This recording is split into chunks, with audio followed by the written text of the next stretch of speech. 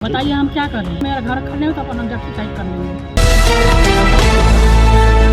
नमस्कार, मैं किरण और आप देख रहे हैं के न्यूज 24। न्याय के लिए दर दर भटकने को मां हुई मजबूर। घर से बेदखल कर बेटे बहू ने प्रताड़ना किया शुरू। जी हां, उत्तर प्रदेश के कुशीनगर में खड्डा नगर की एक मां की व्यथा ने सभी को झकझोर कर रख दिया है। बता दे प्रेमशिला देवी, जिन्होंने अपने बच्चों को परवरिश में जीवन समर्पित कर दिया, आज अपने ही बड़े बेटे और बहू की प्रताड़ना झेल रही है। अब खबर विस्तार से। आपको बता दें, कुशीनगर में खड्डा नगर की प्रेमशिला देवी के पति ने 26 साल पहले गांव की दुकान से कमाकर खड्डा में जमीन खरीदी थी।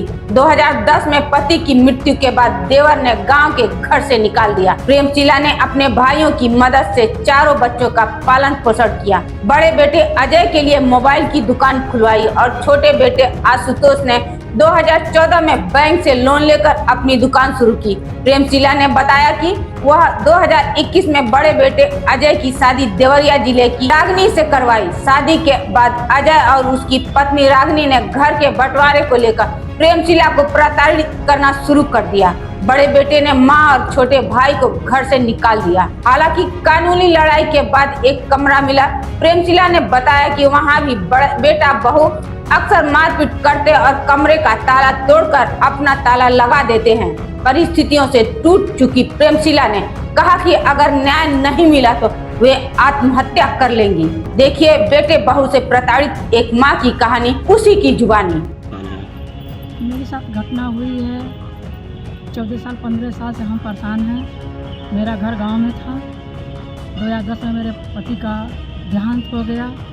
देहांत होने के बाद से वहाँ हम रहते थे। वहाँ रहने के बाद मेरे जो देवर हैं वो हमको 3 महीने के बाद हमको निकाल दिए। वहाँ से हम खड्डा आए अपने शहर में। मेरे पति खरीदा हुआ ज़मीन है, हम खरीदे हैं। इससे वो समय थे हम अपना ज़मीन खरीदे हैं, मेरे नाम से है। उसके बाद मेरे 4 बच्चे हैं, वहाँ हम रहते थे। उसके बाद से अच्छे खास अपना रहते थे, खाते पीते थे, अपना हम लोग करते थे। उसके बाद मेरे बड़े लड़के का शादी हुआ।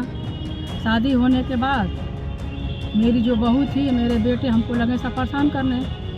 परेशान करके हम किसी तरह इन सबों के साथ 1 साल थे। उसके बाद से हम अलग हो गए। अलग होने के बाद लगी हमको मारने पीटने, हमको परेशान करने। हमको परेशान करती थी। उसके बाद हमको घर से 2023 में निकाल दिए। घर से निकाल दिए सर। निकालने के बाद हम गए एसडीएम के पास। एसडीएम के पास गए तो उनसे हम कहें तो कह रहे हैं हम कुछ नहीं कर सकते हैं। तो मेरे मान कर नहीं है, कुछ कर नहीं सकते हैं, अब मेरा नौकरी चला जाएगा। वो भी नहीं कुछ कहें। थाने पे भी गए, डीएम के पास गए, एसपी के पास गए। 10 अगस्त को सीएम के पास भी गए हैं एप्लीकेशन लेकर के। वहाँ से जब 10 अगस्त को आए, 11 अगस्त गए हम एसपी के पास। एसपी कहें ठीक है जाइए अपने घर में रहिए। अपने जब घर में रहने गए तो हमको रूम बंद करके मार दिए हैं सब। 3 मार के हमको बाहर निकाल दिए हैं सब। फिर 2024 में हम गए, 24 दिसंबर को हमको रूम में बंद करके हथौड़ी से मार दिए सब। और ऐसा मेरा घर है। उसके बाद से किस तरह अपने हमको रूम दिए, सब रूम अपने रह रहे हैं और बार बार धमकी दे रहा है मेरा लड़का मेरी बहू।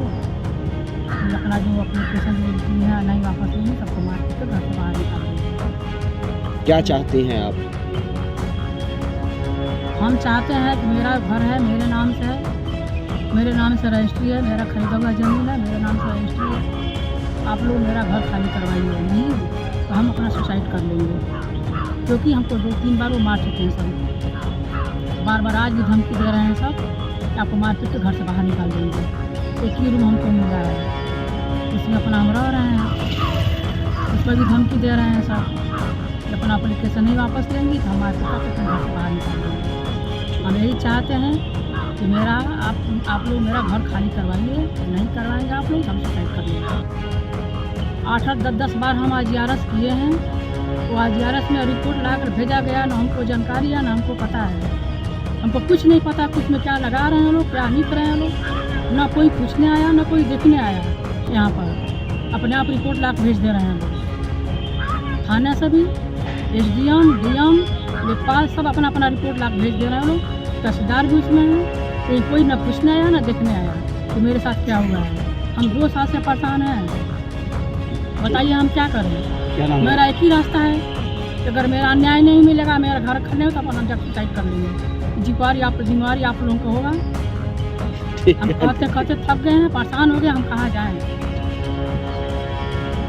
वहीं छोटे बेटे आशुतोष ने बताया कि उनके बड़े भाई ने जमीन की फर्जी रजिस्ट्री करवा ली है। लेखपाल अजीत कुमार की जांच रिपोर्ट में प्रेमशीला देवी के पक्ष में होने के बावजूद भी कोई कार्रवाई नहीं हुई है। पीड़िता ने थाना, तहसील, जिला मुख्यालय और मुख्यमंत्री की जनता दरबार तक में गुहार लगाई, लेकिन कहीं से न्याय नहीं मिला। वर्तमान में छोटा बेटा आशुतोष माँ के साथ किराए के मकान में रह रहा है और कानूनी लड़ाई लड़ रहा है। देखिए कुशीनगर से सत्येंद्र पांडे की एक खास रिपोर्ट।